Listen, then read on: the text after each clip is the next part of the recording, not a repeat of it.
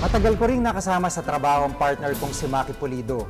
Pero ngayong gabi, panahon na para maglipat ng pahina ang kanyang paglalakbay bilang isang mamamahayag. 15 taon na akong reporter. At sa bawat araw ng aking trabaho, Hi, sir. iba't ibang kwento at mukha ang nakasalamuha ko. Wala dito sa Kota Kinabalu, mga tatlong... Ngayong gabi, samahan ninyo kong balikan ang mahahalagang istoryang tumatak sa aking reporter's notebook. 15 drums of oil were spilled in the Pasig River 3 days ago. A PNP revamp today resulted in the relief and reassignment of 22 seats. Pag reporter ka, asahan mo ng walang tipikal na araw. Ang presidential... Kahit saan, kahit anong oras, pwede kang ma-deploy sa iba't ibang sitwasyon. You can't stop us from following! You can't stop us from following! Go! Mahihirapan na daw bumangon ng Abu Sayyaf sa pagkamatay. Nagsimula ako bilang defense reporter at matagal ding na-assign sa Mindanao. Isa sa mga di ko malilimutang coverage ay ang Lamitan Siege.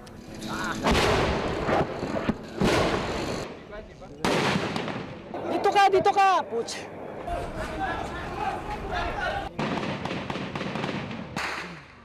Naipit kami ng iba pang mga kasamahan sa putukan sa pagitan ng mga Abu Sayyaf at puwersa ng militar.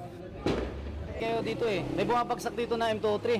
Kanina dyan, dalawa. Kasama ko media. Ay, pinakasaya na lang sila. Nasa kabila. Alikan, atras nga tayo. Bahagi na ng war reporting ang ganitong mga panganib. Pero hindi lang sa panahon ng giyera ang nagkakaroon ng takbuhan. Secretary, Maging sa mga kaganapang pampulitika, kailangang humabol sa anumang balita. Ayan si Maki Pulido. Si Maki kami nagagalit? kararating natin, tumakbo tayo mula sa presidential residence kung saan nagpatawag, bigla na lang nagpapasok kontra dun sa unang impormasyon na ibinigay sa atin na umalis na ang Pangulo. Actually, sa ngayon ay pasakay pa lang siya ng presidential barge. Personal naming inalam. Sinaliksik ang bawat anggulo. Taong 2005 noong magsimula ako sa reporter's notebook. Hinihintay na lang nila yung oras nung pag-alis ng lansya, mga 2:00 daw ng hapon, tutulak na para makatawid na papunta ng Sabah. Pangbangka naman daw to, pero mas marami daw yung pasahero kaysa dun sa una nating napuntahan. Sa programang ito, sinikap naming bigyan ng malalimang pagtingin ang mga balita at mahahalagang issue. 131 ang bilanggo dito sa Sika Building. Karamihan sa kanila, pinaghihinalaang miyembro ng Abu Sayyaf. Walang pinalalampas na kaganapan. Kung may balita, doon agad ang punta. Gaya na lamang ng tila sunod-sunod na mga kaguluhang naganap sa pagitan ng militar at mga nag-asang miyembro nito.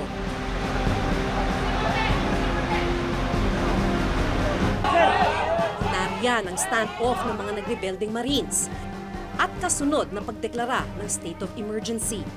Mga kababayan, nagdeklara ako ng state of emergency dahil sa maliwanag at kasalukuyang banta sa Republika. May pumotok. Biglang landslide. Pero kung minsan, hindi lang kaguluhan ang biglang tumarating, Ganap! Steady! kundi pati trahedya. Nakita ko ang baryo namin na wala nang kahit kung sa lang bahay, kahit sa tirahan, wala na.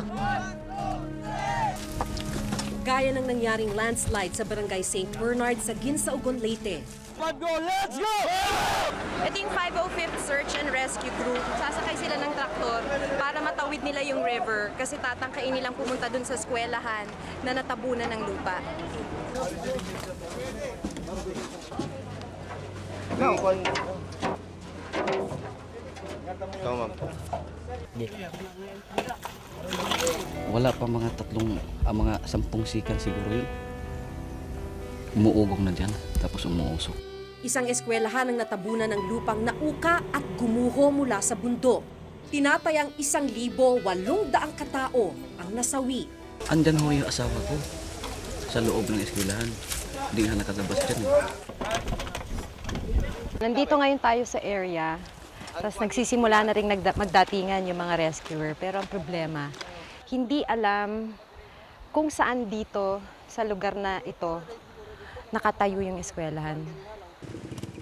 Pero hindi pa ito ang huling trahedyang mararanasan ng bansa.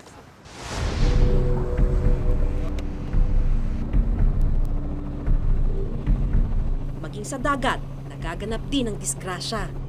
Malapit na mula sa Pampang kung saan tumaob yung MV Princess. Ang pagkakasabi sa atin, mga 100 meters ang layo ng MV Princess mula sa shoreline. Walang makita mga pista namin. Hindi ko makita yung katawan ng nanay ko. Hindi ko malaman kung buhay o patay ng nanay ko. Hindi ako aalis dito.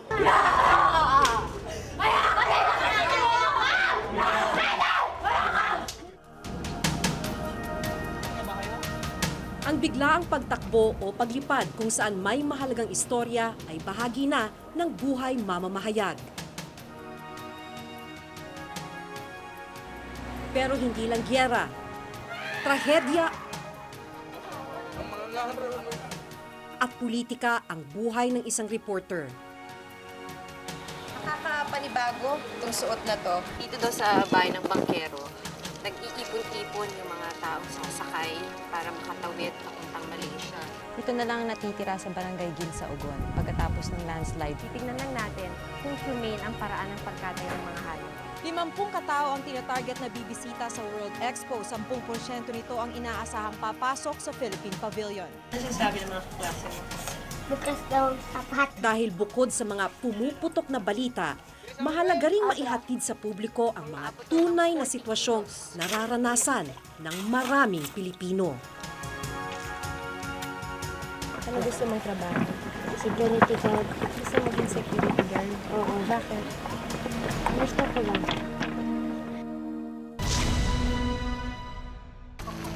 Bigat na nga yung binubuhat nila. Sobrang alikabok pa dahil sa semento. Kaya mahirap puminga. Dito sa Ilog Siato, nakasalalay ang kabuhayan ng mga bata tulad ni Rico. Mukhang madali, pero mapanganib ang trabahong ito. Hindi na lang nila pinapansin dahil mas natatakot sila na magutom. Proud to be Pinoy ka ba? Araw-araw ako lalaban para sa kapayapaan at pagkakaisa ng sambayan ng Pilipino. Tuwing may laban lang si Pacquiao, tumutulong ka ba sa bayan? Gusto kong maging doktor kahit walang kapalit. Tuwing may trahedya lang, ang pinakamabibigat na tanong tungkol sa ating pagkatao. Hahanapan ng sagot ngayong Sabado. Hindi namin tinatanggap yung identity na Filipino pagkakamali ito. Ikaw ba ay Pilipino sa isip, sa salita at sa gawa? Investigador! Ngayong Nobyembre, maghaharap-harap ang mga nais tumakbo sa pagkapangulo. Kilalanin at kilatisin sila sa Isang Tanong. The GMA News and Public Affairs Presidential Forum. May pagkakataon kayong ipabot sa mga nagbabalak tumakbo ang inyong Isang Tanong. Magpunta lamang sa www.gmanews.tv at hanapin ang Isang Tanong icon o kaya'y magpunta sa www.gmanews.tv/Isang Tanong.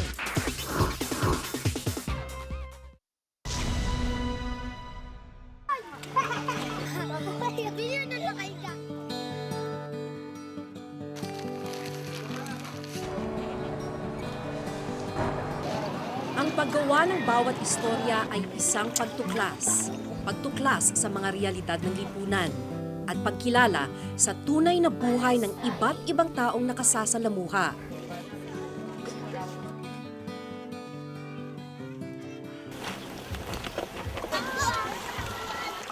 Isa sa mga di ko malilimutang istorya ay ang kwento ni Liza, isang batang kalakal.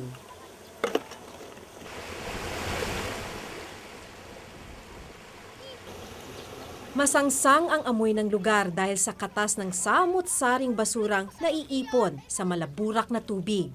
Pero si Liza, hindi alintana ang baho at dumi ng lugar sa ilalim ng tirik na araw. Kasi masakit yung tiyan ko, hindi ko lang po sinasabi sa mama ko. Kasi po lang pagkain. Mangalakal lang para may pagkain ako. Pero tinitiis ni Liza ang lahat ng ito.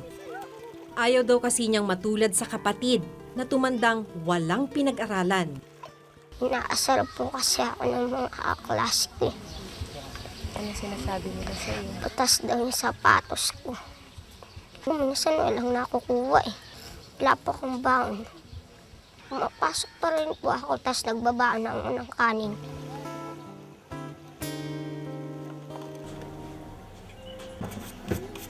Marami ang sumulat at tumawag sa amin matapos i-ere ang kwentong ito para magbigay tulong kay Liza.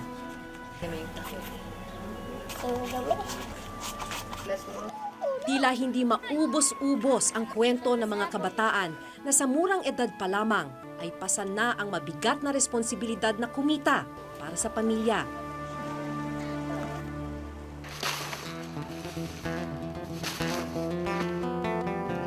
Bigat na nga yung binubuhat nila. Sobrang alikabok pa dahil dun sa semento. Kaya mahirap huminga. Tulad ng mga batang kargador sa Bacolod na naging bahagi na ng buhay ang pagbubuhat ng simento. 12 taong gulang pa lang si Reinhard nang magsimula sa trabahong ito. Masakit ba ngayon? Ang marka ng nakalipas na 5 taong pagbubuhat, bakas na sa kanyang katawan. Sa tuhod? May arthritis ka? Nagkakuan sa tuhod ko. Saan mo na siya nabatyagan? Wala pa ako di star. Nablatian ka na. Kagobra ka na sa una. Ay, sakla!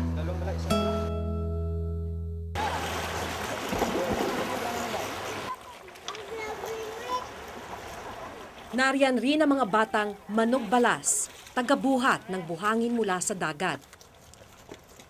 Di biro ang bigat ng sako. At swerte na kung bilhin ng 8 piso ang bawat isa. Masakit. Dito. Kailan nagsimulang sumakit yung hita mo at saka to? Noong bago pa. Magkano yung kita sa buong araw? Sa isang araw kung meron lang order, 150. 150. Sa'yo lang yon. Oh, pero ibibigay ko yun sa aking nanay. Dito sa Ilog Shato nakasalalay ang kabuhayan ng mga bata tulad ni Rico. Mukhang madali, pero mapanganib ang trabahong ito. Hindi na lang nila pinapansin dahil mas natatakot sila na magutom. Agwan tagpasan og hakot, kay natong nan sa pobreng otel. Dato pa si nanay tatay, di ko maingon ani. Ang kantang ito, gawa ni Rico. Isang awit tungkol sa buhay ng mga batang manogbalas tulad niya. Siging hakot, antod masalot. Bukod sa child labor, isa rin sa mga naging hinaing ng kabataan ay ang diskriminasyon sa paaralan.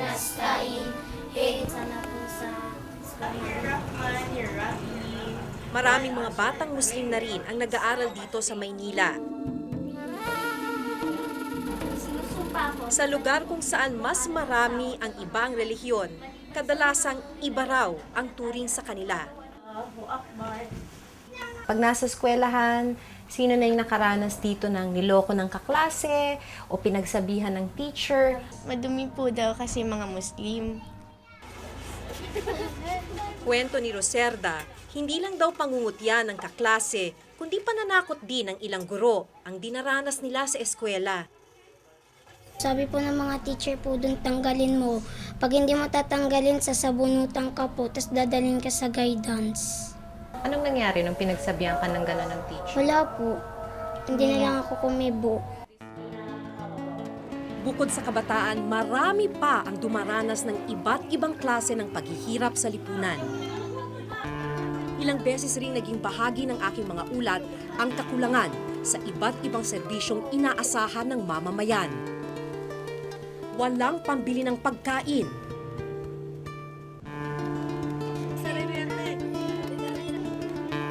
Walang pambili ng gamot. Walang matirahan o di kaya'y iwinawaksi sa lipunan. Ilan lang ito sa mga kwento ng marami pang mga Pilipino. Mga salaysay na patuloy pa rin dapat tutukan at tugunan ng mga kinauukulan.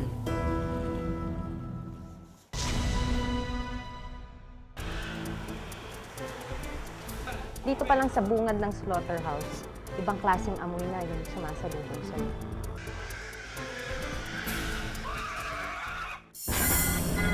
Seryoso ang banta sa kalikasan. Seryoso rin kaya ang mga nais maging pinuno ng bayan? Panahon na para mag-iba ang kulay ng politika. Dahil ngayong Nobyembre, magkakaalaman na kung sino ang may tunay na Green Agenda. Abangan sa Born to be Wild, Miyerkules pagkatapos ng saksi. Yes! Magandang gabi mga kadribo!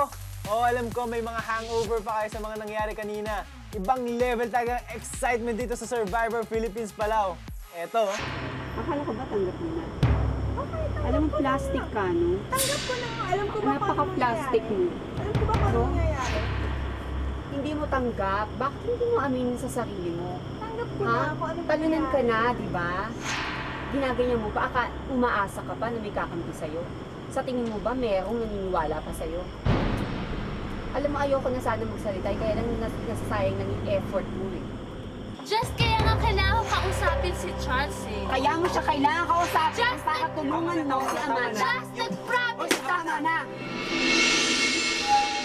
At ang pang-anim na miyembro ng ating jury, ano yung pinaka-motivation mo at that point? Kasi may narinig akong sinabi mo kay Charles. Bale, parang higanti ko lang para sa amin dalawa ni Mike. Ah.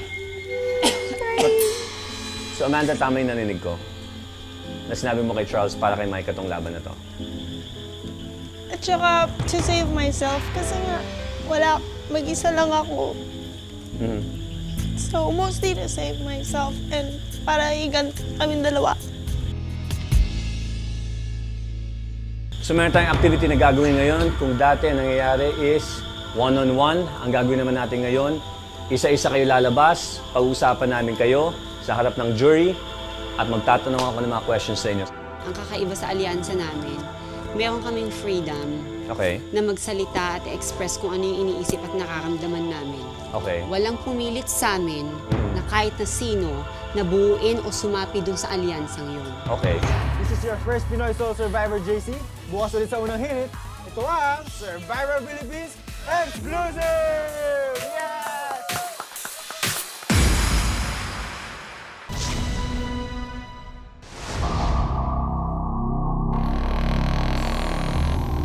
Hindi mawawala sa mga kwentong aking babalikan ang backdoor. Isa itong ulat tungkol sa pagpuslit ng mga Pilipino mula Tawi-Tawi patungong Malaysia para maghanap ng ikabubuhay.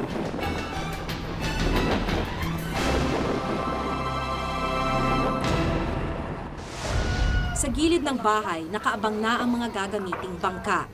Ang tawag nila dito, Jongkong. Bale, 20 passengers yung capacity ng isang ganito. Ito na yung mismo na gagamitin nila para makatawid papuntang Sabah.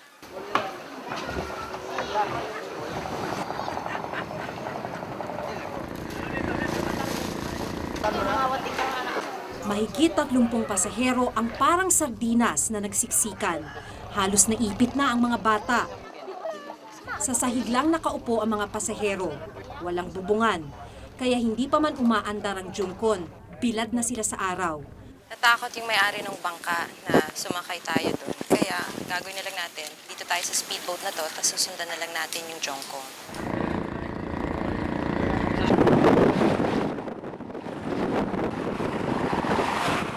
Dahil sa laki ng mga alon, mas bumagal pa ang takbo ng Jungkon.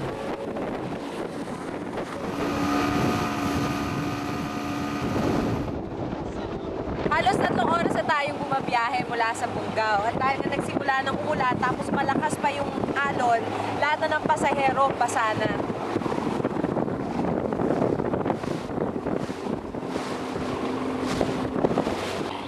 Walang tigil sa pag-alis ng tubig ang isa sa mga tauhan ng bangkero para di maipon ang tubig sa bangka. Kumusta po kayo? Okay lang? Basta? Kumusta po yung mga bata? Mga baby? Okay lang yung anak nyo?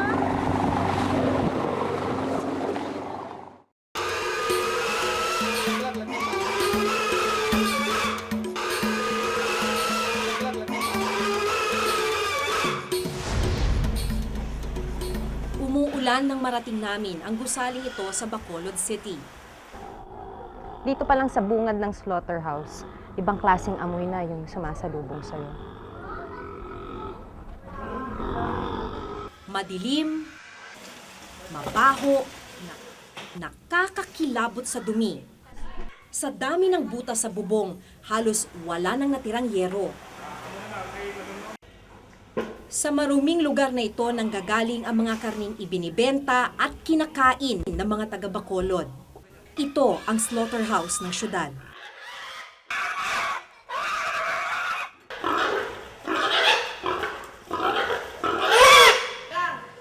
Isa sa mga pinaka-pinag-usapang istorya marahil ang expose tungkol sa kondisyon ng mga hayop at tao sa dating bahay katayan ng Bacolod City.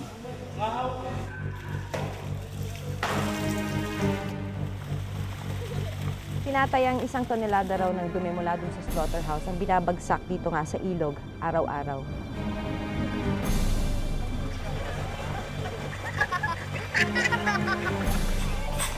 Isa lang ito sa mga isyong tinalakay ng Reporter's Notebook bilang tugon sa hamon ng mabuting pamamahala sa gobyerno.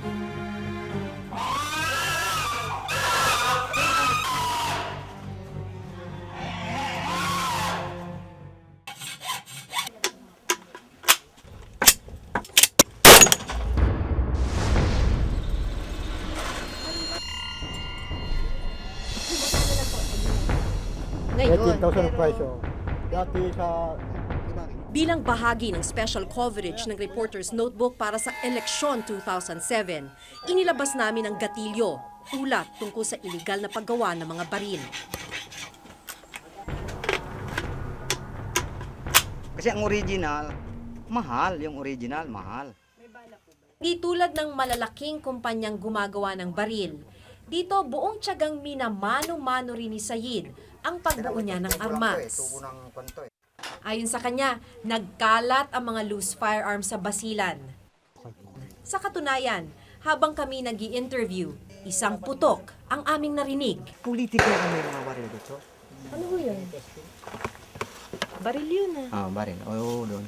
Kuan, ako niyan, Ano 38 lang nangyari? ata yun. Ha? 38. 38 caliber? Mm. Ano ho yun? Sanay na kayo, no? Wala yan. Parang walang nagre-react eh. Oh. Ah.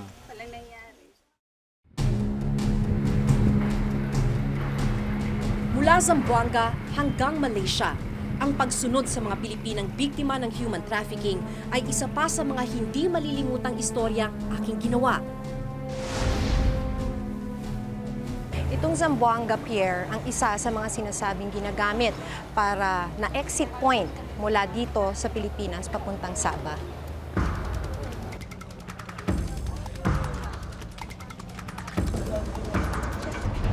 Sa immigration din ilulusot ang mga baklas at flying passport o mga pasaporteng karaniwang pinapagamit sa mga biktima ng trafficking. Magkano binibili ang isang passport? Nababaklas eh. Kung bago sa Zamboanga, nabili kami hanggang 2,500. Ang pagbaklas ng passport, isa rin sa mga racket ni Jose. Isa lang daw sa palatandaan para malaman kung baklas ang isang passport. Una, gagalawin mo rito para malaman kung maghihiwala yung papel. Tapos isa pa, kukuskusin mo yung passport dito sa may tapat ng picture. Kukuskusin mong ganon. Kasi pag nakuskus mo, magmamarka yung papel na pinagbutasan sa loob. Dito sa harap, baklas yung passport.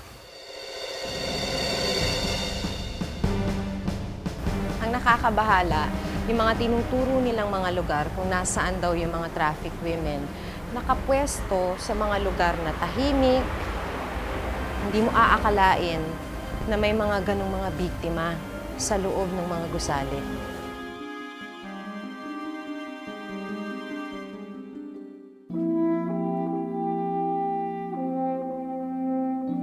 Ilan lang ang mga kwentong ito sa daan-daang istoryang naitala sa aking buhay reporter.